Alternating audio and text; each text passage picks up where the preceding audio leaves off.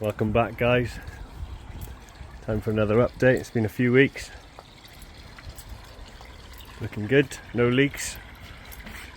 Sealant held out well, happy with that. Got the coping stones on. These are part of a patio, just giving them for free. A few people have asked me from seeing my shorts where I got them from. Yeah, part of a big patio set. I used all the like 600 by 300 ones, and then along that back row I had to cut down some of the bigger patio slabs, but the cut is at the back edge. I actually cut it really neatly anyway, so you wouldn't tell, but yeah, the cut's at the back edge. It's looking nice. Got a bit of concrete in here from when I was putting the coping stones on. I did pretty well all the way around, really. All the way around these three sides. Dog. Oi!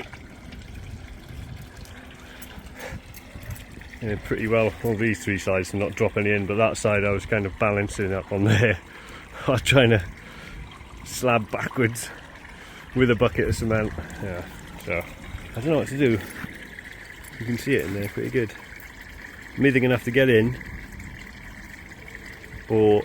and scoop it out, or empty the pond. Or what's your thoughts on that, guys? You all know better than me. Mate, Opie, hey, don't ignore me. Get out of there.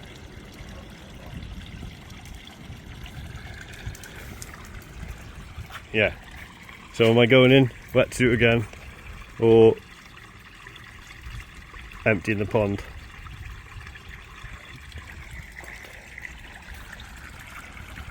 This is still needs a support under here. Got the piece of wood. I've got like a 4.2 meter 6x2, so I'm going to run from there to there with probably one support in the middle. This is the bit that's playing on my mind. It looks horrible, but when that tree comes out and stays leafed for a long time, so you won't see that bit, just this bit. I started the tiling of the front yesterday.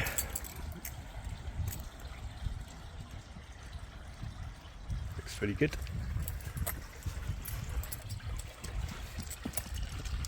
Out the way. It's pretty good. I got these tiles from Wicks. They're called split face tiles. They're quite expensive from Wicks, and I could find them online cheaper, but buying them online I had to pay a bigger delivery charge, and then there's a case of not buying enough or having to buy more. So I thought, I'll just pay the bit extra and get them from Wicks. You can nip down the road, grab another box, take a box back. And when I was looking to build a pond and tile it, I couldn't find much info out, so I'm going to do a little bit of a video on that. I'll add it into this. There were questions that I asked, so I'll pass my now knowledge on. That might not be the best knowledge, but that's how I'm doing it. If you find a better way, or know of a better way, put them in the comments below for everybody to read and get any tips from. Glass needs to be cleaned, and I haven't washed it. I guess got a squeegee upstairs somewhere. I'll wash all these tiles down. You can't get a nice corner on these tiles, so I'm going to buy some, like, I've seen some grey plastic cornering. I think I'm going to silicone that on there. I think it'll smarten up the edges a lot.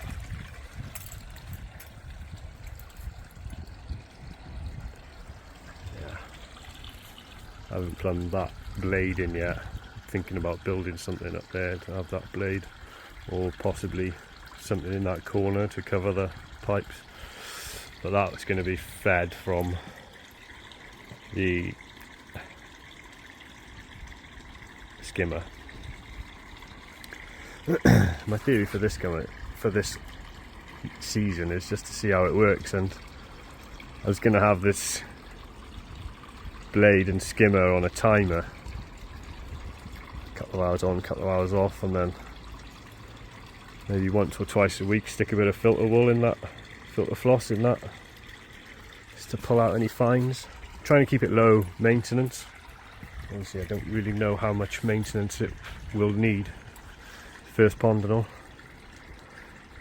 That's why I've kind of gone for that filter, and my setup is very, hopefully, low maintenance.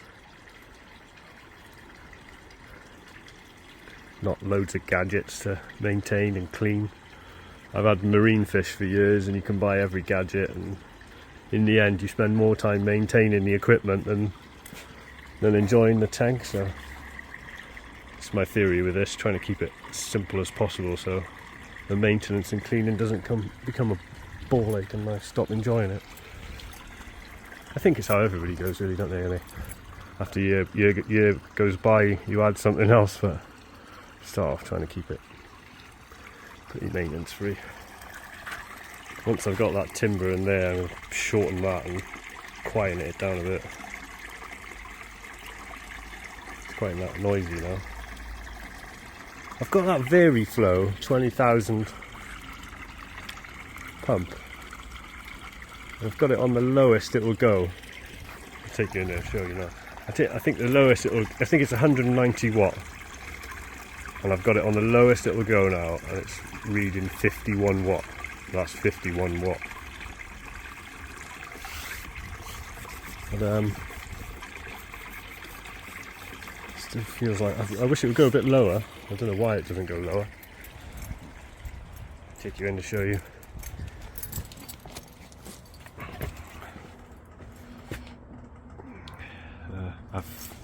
This has all been running now for a few weeks. No, I got one tiny leak there.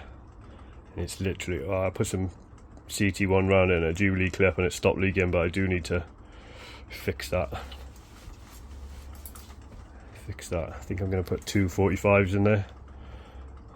Otherwise I'll have to buy a new one of these or a new one of these just to replace that bit of pipe. But if I put two 45s in there to create a sweeping bend, that'll eliminate that leak. I've put all the media in, so I think it's K plus. I haven't put it all in. I put 100 litres in. That's quite a lot, that was. I was surprised. Yeah, so that probably fills up 6 inches in there. So the water comes in there, goes up through the K1, and the K1 traps any media.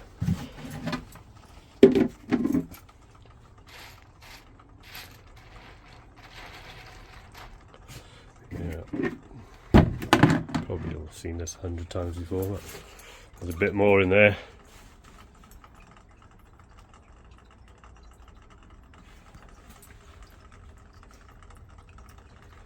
And this one is the moving bed. There's significantly more in there at the moment. I am going to try and add all that. Well, I will add all that. Obviously not going to sink until I've got any fish in there, or I haven't needed to clean it out yet. I've got a little air stone up there. Not an air stone, air pump. I think it's 6 watt with 2 air stones. Obviously it doesn't agitate the media until it turns brown and is colonised with bacteria, so I haven't put them in yet. UV's not on yet. Yeah, 51 watt. Would like to turn it down a bit more, I think. I don't know. 51 watt. It's probably like 5,000 litres if it's 20. Yeah, just over 5,000 litres. I can turn it up to about 65, 70 watt before it starts struggling to flow through. But that return pipe has got a sag in it at the moment because I haven't supported it. So maybe once it's, you know, a free flow back, I'll be able to turn it up. I shouldn't imagine I'll be able to turn it up more than 8,000, maybe 9,000 tops litres per hour. Yeah. That's all going good. I need to get I've tried various ways of agitating these to clean the media. So I've got this shop vac, wet and dry vac with a blow function. I thought, oh, that'll do it. I'll just put this pipe in there, hit the button, agitate it for a minute or two, and then dump it to clean it. Well, if I can put that in, turn it on, got soaking wet, there's water everywhere, so that didn't work. And then I had got my dual battery blower. I thought maybe that on the lowest setting, and then I tried again. The lowest setting didn't do anything, it wasn't enough to push air out of the pipe, so I flicked it up to the medium setting, and again, whoosh, water all came out, soaking wet. So I think what I need to do is buy an air stone, an air pump, have it in here, run a couple of lines to the pond to oxygenate the pond, and then run a couple of lines into here, and maybe have like a manifold that I can switch the, you know, the air stones that go to the barrels, switch them off and just have the pond running, and then when I want to clean the barrels, open the manifolds up and agitate that. I've seen another guy using a shop vac on YouTube, but he creates like a pipework, solid pipework, PVC pipework that goes down into the tank around the bottom, and he's drilled loads of little holes in it, and he's actually got a valve on it so you can regulate how much air goes down. Seems like a lot of faff. Just I may as well just have that air pump up there, use the same one as the pond.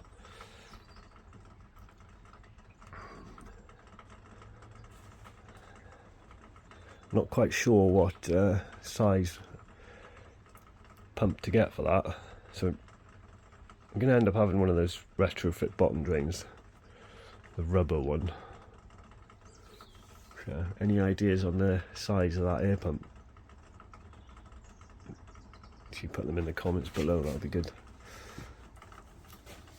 I was hoping to get one around 30-40 watts.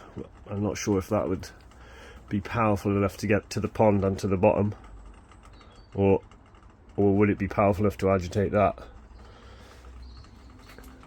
Not really knowledgeable, haven't got any past experience with them, so yeah, if anybody's got any advice on that, what size air pump to get 4 meters that way and then 1.5 meters down to the retro bottom drain, and there's a right size to agitate the media in these two barrels, then put it in the comments below.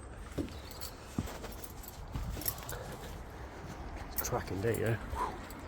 Look at that. Alright.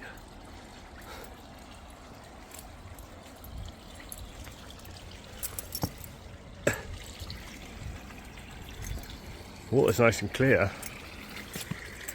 See to the bottom, no problem. Obviously nothing been in there, so.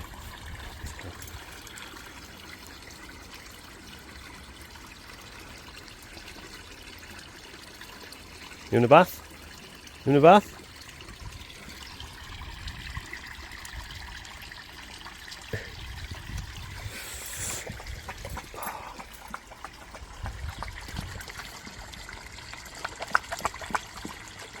No leaks. That's the dog drinking it all.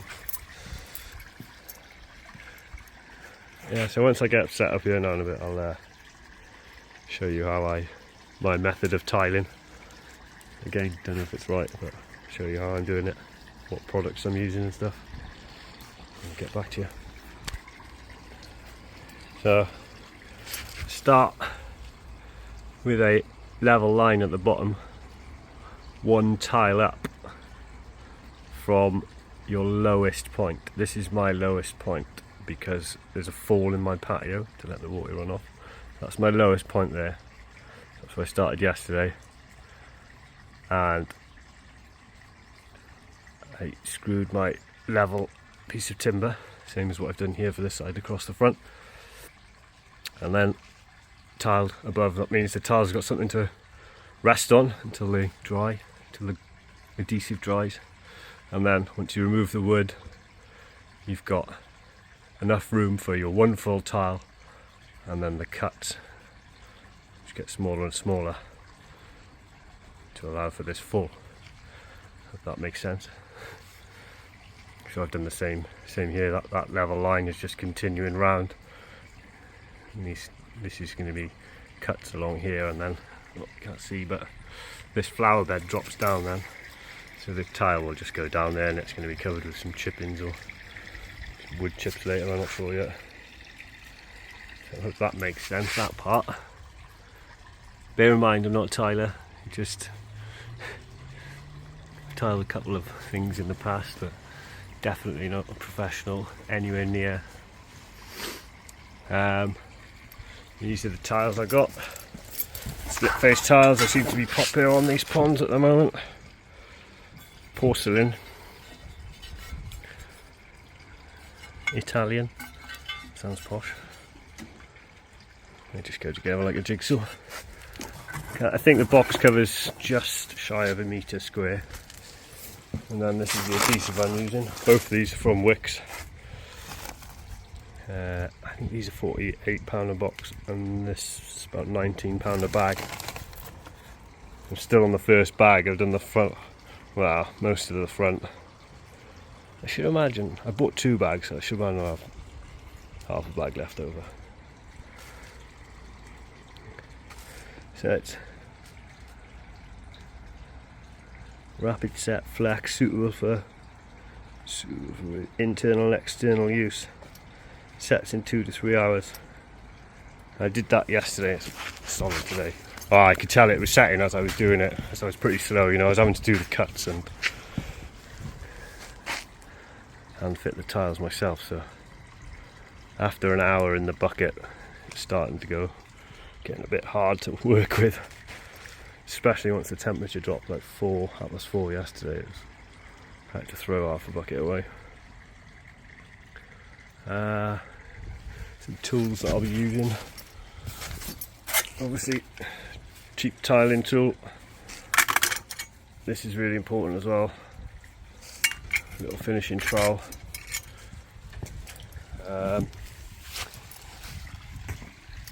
Bucket of clean water. And a sponge. Clean sponge preferably. That'll do. Use the water to wipe off any excess adhesive and grout, and clean your tools as you're going along. Always good to keep the tools clean. We start to drink out of anything except for a water bottle. Opie, get out of there. I use these buckets for stuff like this just because they're really good.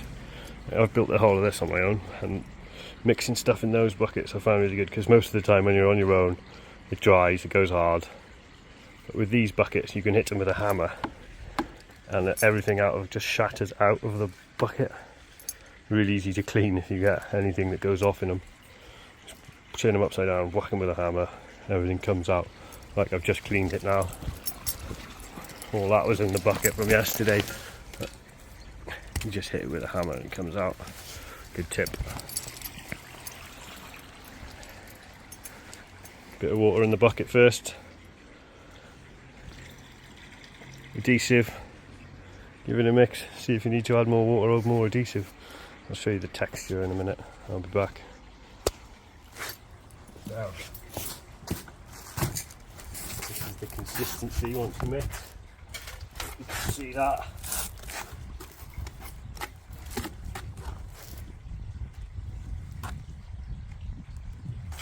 Porridge. There's obviously mixing instructions on the bag, which I haven't read. I liked it like this yesterday. Gave me plenty of time to work with it. Well, not plenty of time. I'm only mixing up a little bit at a time. It does go off quick.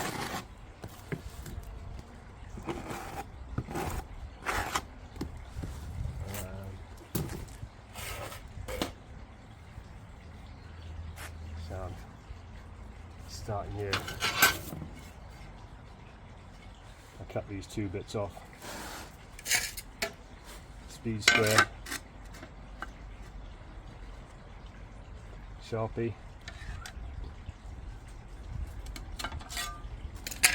I'm just using an angle grinder with a This is a diamond tip bit. I don't think it's the correct one for cutting tiles, but it seems to be doing the job. Yeah. I think the ones you're supposed to use for porcelain tiles aren't supposed to have these gaps there. The ones with the diamonds just go all the way around. But there, that's what I'm using and it works. I haven't got any fancy tile cutters or anything.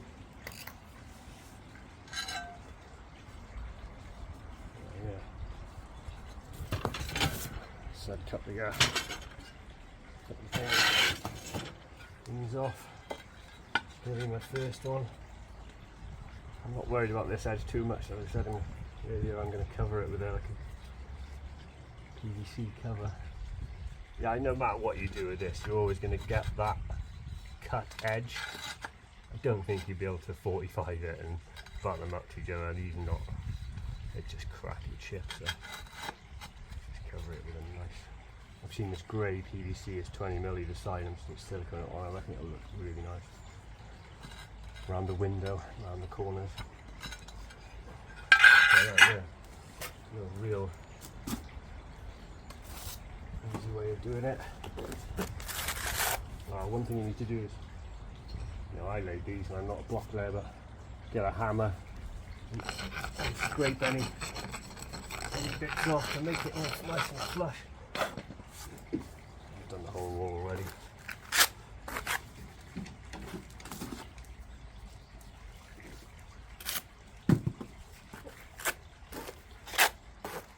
No point going mad and doing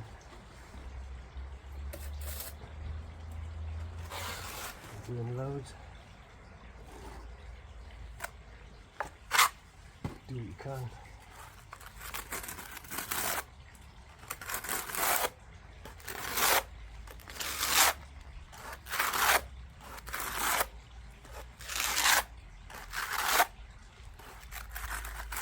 It's not hard, look.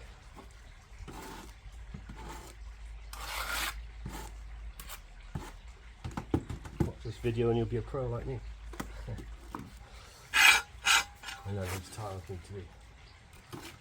I think the reason you do this is because porcelain tiles aren't very porous, so it's good to get a thin layer of this on the back.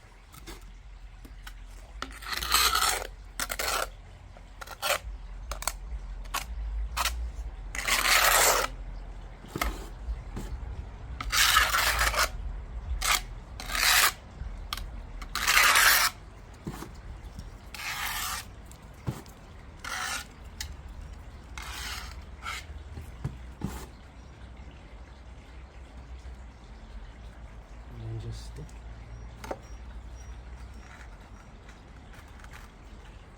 Again, this may not be the right way of doing it, but I just give it a little wobble, get it all in.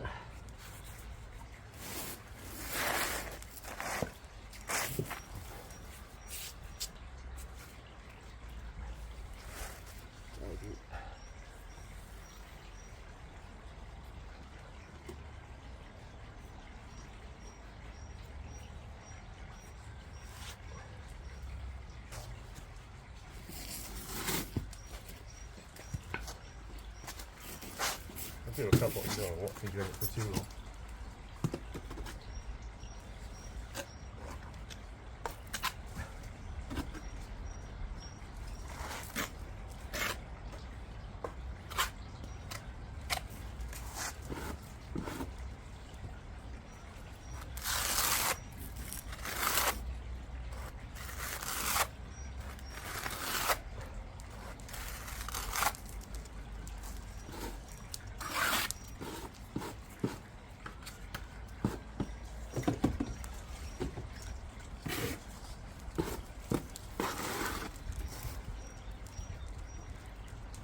Good to I find it good every now and again just to give this a mix.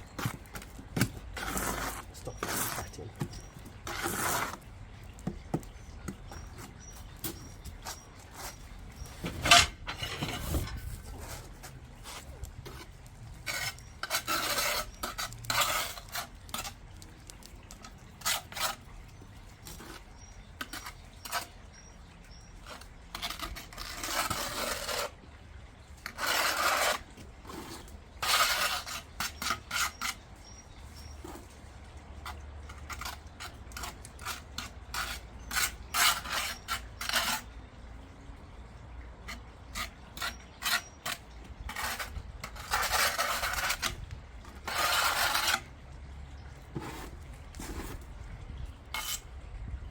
think it's really probably wise to put that back buttering on as well to prevent any air gaps in there for moisture to build up in and then freeze and reduce the chances of it blowing.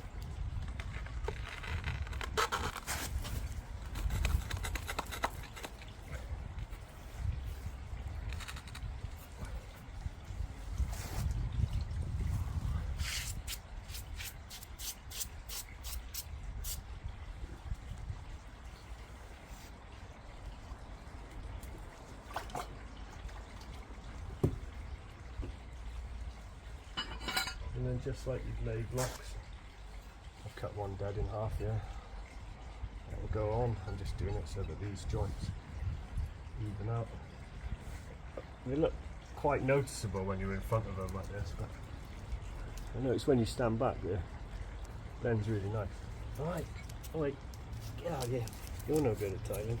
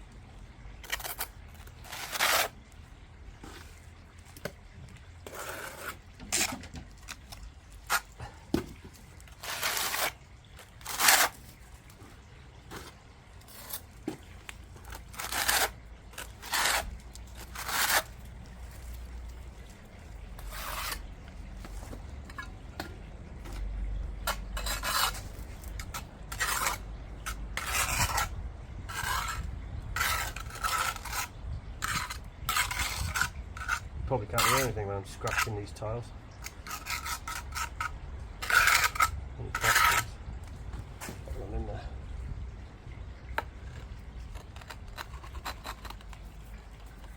Comments below.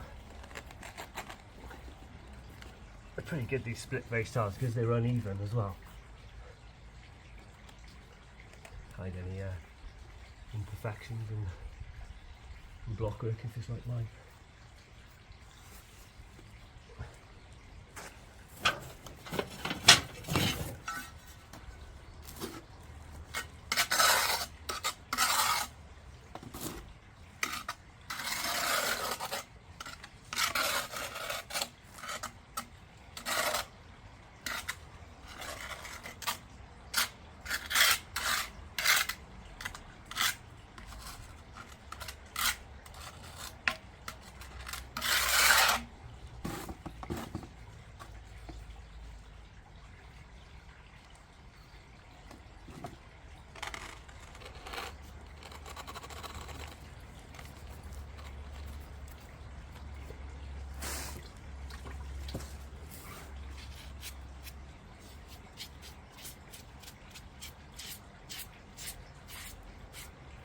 I'm not leaving a gap and grout in between. A lot of people do and not.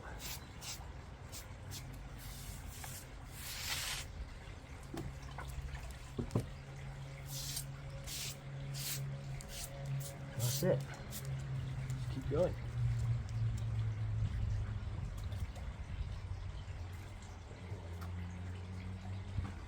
The tools are good clean and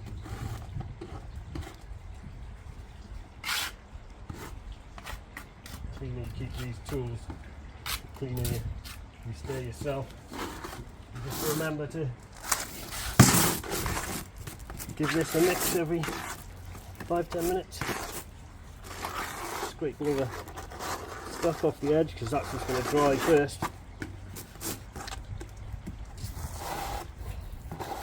I think I answered every question there that I had. I was thinking about doing this. So I'm just going to demonstrate how I cut these. They're porcelain tiles. So mark it.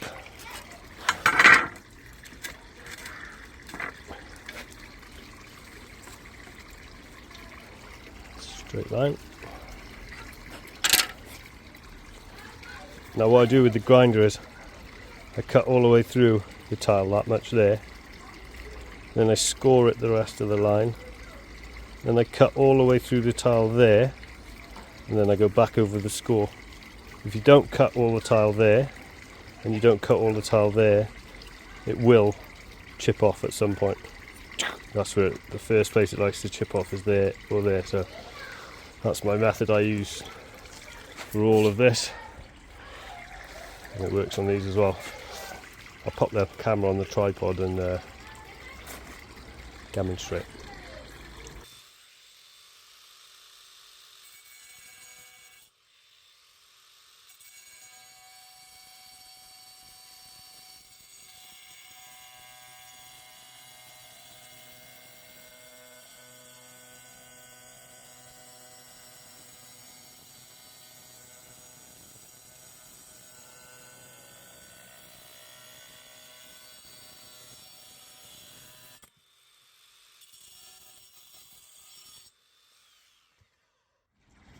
And there we have it. A couple of hours this afternoon. Turned out nice. Getting better and better. Tricky. I fought with this holly tree the whole. I'm ready to rip it down, but done quite a neat job in there. I won't need to wash down with a hard brush, but yeah, see. I've got to cut that out at some point around there. Yeah, top job. Get in there. Hope I covered everything today. If you enjoyed my video, give us a like and subscribe. I think I'm on 170 subscribers, or no, 197 when I last looked, so it'd be good to hit the 200. Cheers guys.